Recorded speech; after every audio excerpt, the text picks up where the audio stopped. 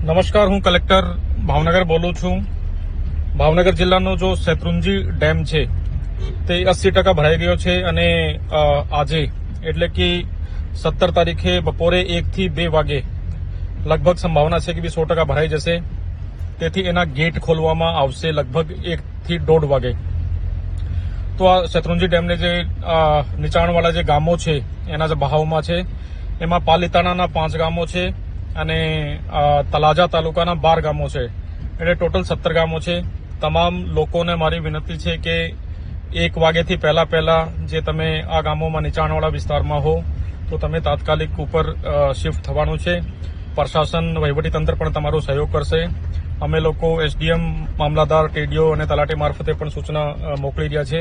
પરંતુ આ મેસેજ મળતાની સાથે તમે આજે 17 તારીખે 1 વાગ્યાની પહેલા આજે 17 ગામો છે, વિશેષ રૂપે તલાજાના 12 અને પાલીતાણાના 5, એમાં તમે જો ઊંચાણવાળા વિસ્તાર છે જે ગામના ત્યાં શિફ્ટ થઈ જશો. Thank you.